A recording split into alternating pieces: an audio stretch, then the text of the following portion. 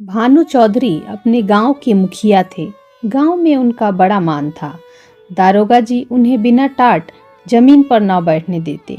मुखिया साहब की ऐसी धाक बंदी हुई थी कि उनकी मर्जी बिना गांव में एक पत्ता भी नहीं हिल सकता था। कोई घटना, चाहे वह सास बहू का विवाद हो, चाहे मेड़ या खेत का झगड़ा, चौधरी साहब के शासनाधिकारी को पूर्ण रूप से सचेत करने के लिए काफी था।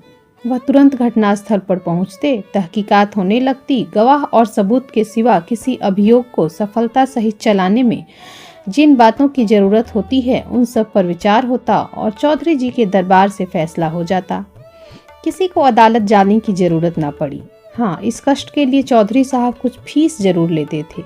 यदि किसी अवसर पर फीस मिलने में असुविधा के कारण उन्हें धीरज से काम लेना पड़ता तो गांव में आफत मच जाती थी, क्योंकि उनके धीरज और दारोगा जी के क्रोध में कोई घनिष्ठ संबंध था।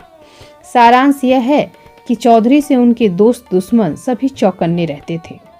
चौधरी महाशय के 3 सुयोग्य पुत्र थे। बड़े लड़के बितान एक सुशिक्षित मनुष्य थे।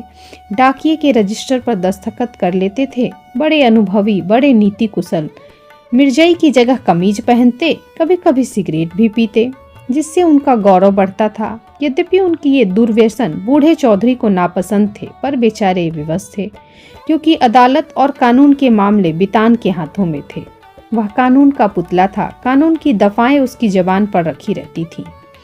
गवाह गढ़ने में वह पूरा उस्ताद था।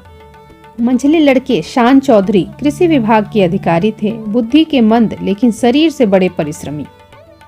जहाँ घास न जमती हो वहाँ केसर जमा दे। तीसरे लड़के का नाम गुमान था। वह बड़ा रसिक, साथ ही उद्दंड भी था। मुहर्रम में ढोल इतने जोरों से बजाता कि कान के पर्दे फट जाते।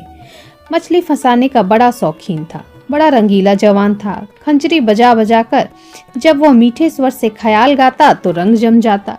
उसे दंगल का ऐसा शौक था कि कोसों तक धावा मारता। पर घर वाले कुछ ऐसे सुस्त थे कि उसके इन व्यसनों से तनिक भी सहानुभूति न रखते थे। पिता और भाइयों ने तो उसे उसर खेत समझा था। घुड़की, धमकी, शिक्षा और उपदेश, स्नेह और विनय, उस पर कुछ का भी असर न हुआ। हाँ, भावजे अभी तक उसकी ओर से निराश न हुई थी। वे अभी तक उसे कड़वी दवाइयां पिलाई जाती थीं, पर आलस्य तो वह राजरोग है जिसका रोगी कभी नहीं संभलता। कभी कोई बिरला ही ऐसा दिन जाता होगा कि बांका गुमान को भावजों के कट्टू वाक्य न सुनने पड़ते हों। ये विषैले सर कभी कभी उसके कठोर हृदय में चुभ जाते, किंतु यह घाव रात भर से अधिक न रहता। भोर होते ही थकान के साथ यह पीड़ा शांत हो जाती। तड़का हुआ, उसने हाथ मुंह धोया, बंसी उठाई और तालाब की ओर चल पड़ा। भावजे फूलों की वर्षा किया करती। बूढ़े चौधरी पैतरे बदलते रहते और भाई लोग तीखी निगाह से देखा करते। जैसे कोई मस्त हाथी कुत्तों के बीच में से निकल जाता है। उसे सुमार्ग पर लाने के लिए क्या क्या उपाय न किए गए। बाप समझाता, बेटा ऐसी राह चलो जिससे तुम्हें भी पैसे मिले और गृहस्थी का भी निर्वाह हो। भाइयों के भरोसे कब तक रहोगे? मैं पक्का आम हूँ, आज टपक पड़ा या फिर कल तुम्हारा निवाह कैसे होगा? भाई बात भी न पूछेंगे। भावजों का रंग तुम देख रहे हो, तुम्हारे भी लड़के हैं, उनका भार कैसे संभालोगे? खेती में जी न लगता हो तो काष्टी बिली में भर्ती करा दूं। बांका गुमान खड़ा खड़ा यह सब सुनता, लेकिन पत्थर का देवता था, कभी न पसीजता। इस महाशय के अत्याचार का दंड उसकी बेचारी स्त्री को भोगना पड़ता था। मेहनत के घर में जितने भी काम होते वे उसी के सिर थोपे जाते। उपले पाथती, कुएं से पानी लाती, आटा पीसती और तिस पर भी जेठानियां सीधे मुंह बात न करती, वाक्य बानों से छेदा करती। एक बार जब वह पति से कई दिन रूठी रही तो बांके गुमान कुछ नर्म हुए। बाप से जाकर बोले, मुझे कोई दुकान खुलवा दीजिए। चौधरी ने परमात्मा को धन्यवाद दिया, फूले न समाये। कई 100 रुपये लगाकर कपड़े की दुकान खुलवा दी। गुमान के भाग जगे। तंजेब के चन्नटदार कुर्ते बनवाए। मलमल का साफा धानी रंग में रंगवाया। सौदा बिके या ना बिके, उसे लाभ ही होना था। दुकान खुली हुई है, 10-5 गाढ़े मित्र जमे हुए हैं। चरस का दम और ख्याल की ताने उड़ रही हैं। चल झपटरी, जमुना तटरी, खरो नटखटरी, इसी तरह 3 महीने चैन से कटे। बाकी गुमान ने खूब दिल खोल कर अरमान निकाले, यहाँ तक कि सारी लागत लाभ हो गई। टाट के टुकड़े के सिवा और कुछ न बचा।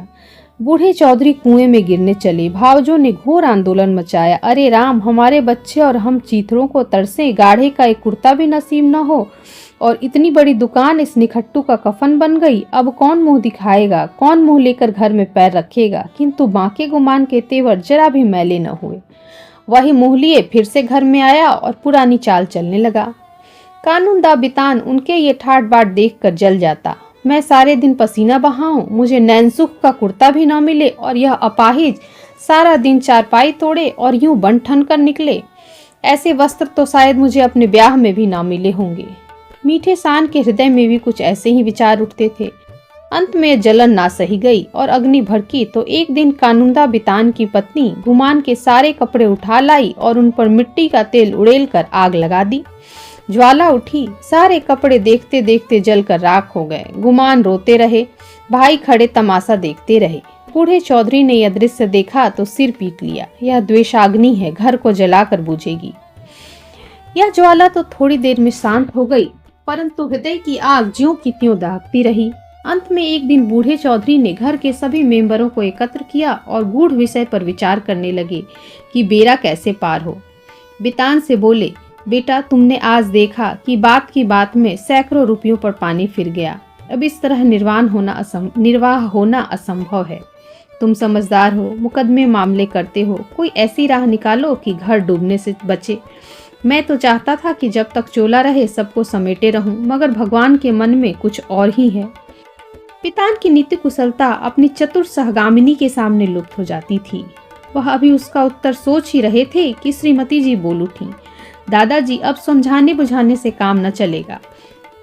सहते सहते हमारा कलेजा पक गया। बेटे को जितनी पीर बाप की होगी, भाइयों की उतनी क्या, उसकी आधी भी नहीं हो सकती। मैं तो साफ साफ कहती हूँ, गुमान को तुम्हारी कमाई में हक है। उन्हें कंचन के कौर खिलाओ और चांदी के हिंडोले में झुलाओ।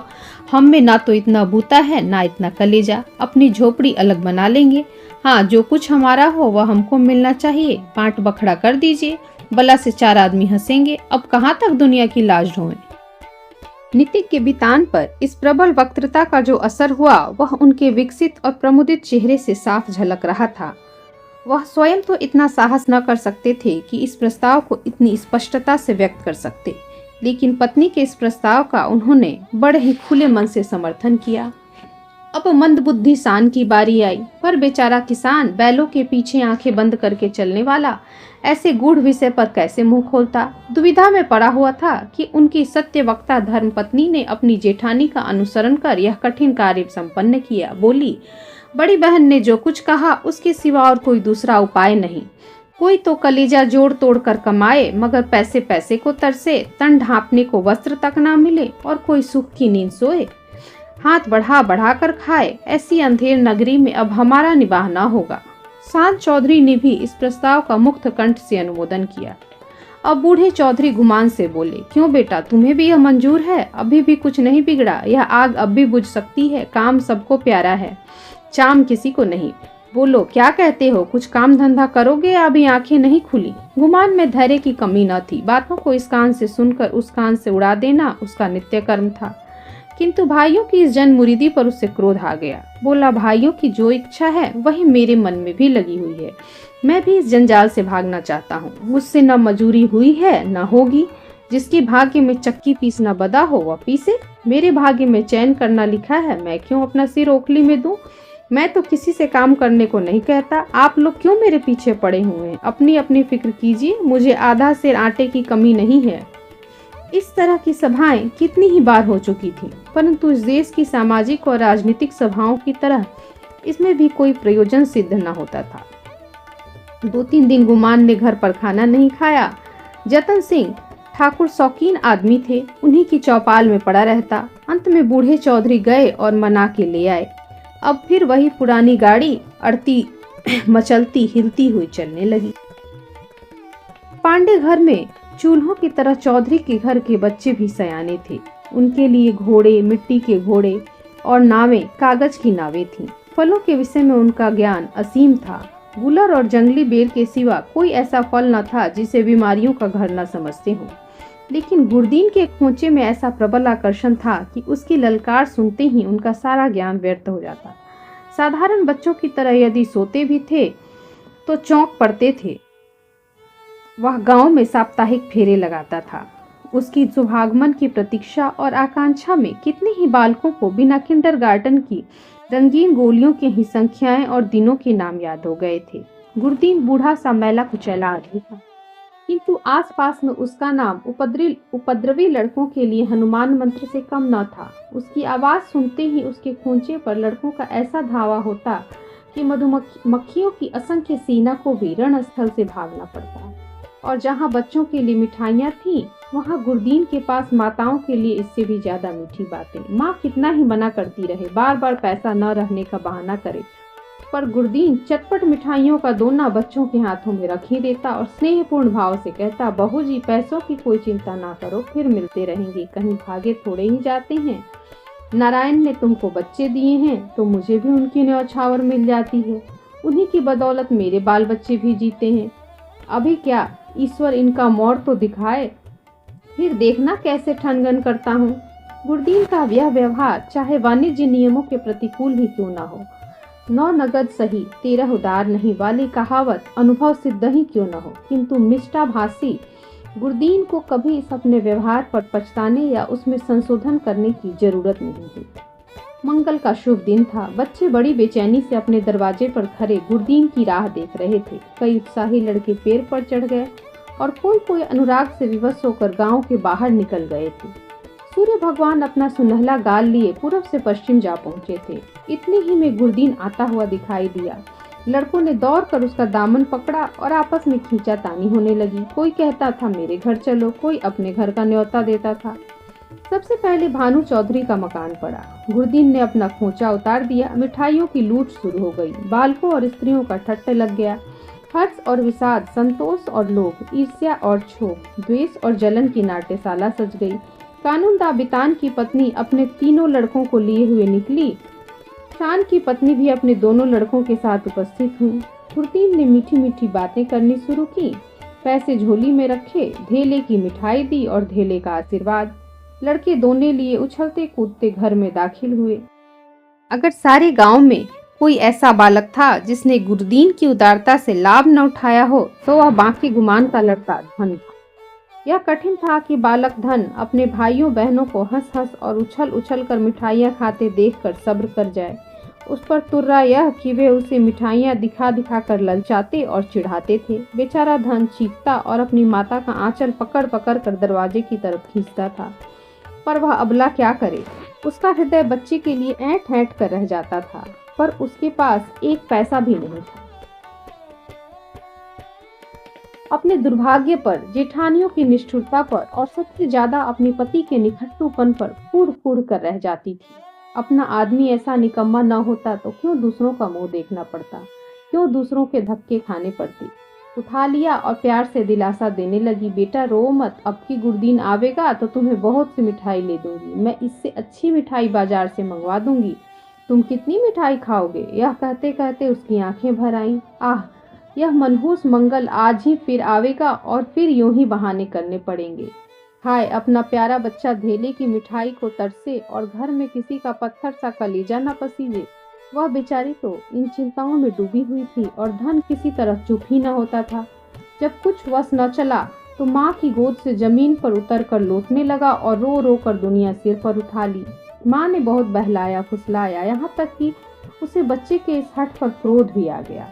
मानव हृदय के रहस्य कभी समझ में नहीं आते। कहाँ तो बच्चे को प्यार से चिपटाती थी, ऐसी झल्लाई कि उसे 2-3 थप्पड़ जोर से लगाए और घुड़क कर बोली, चुप रहा भागे, तेरा ही मुंह मिठाई खाने का है, अपने दिन को नहीं रोता, मिठाई खाने चला है। बांका गुमान अपनी कोठरी के द्वार पर बैठा हुआ यह कौतुक बड़े ध्यान से देख रहा था। वह इस बच्चे को बहुत चाहता था। उस वक्त के थप्पड़ उसके हृदय में तेज भाले के समान लगे और चुभ गया। शायद उसका अभिप्राय भी यही था। दुनिया रुई तो ढूंढने के लिए तांत पर चोट लगाता है।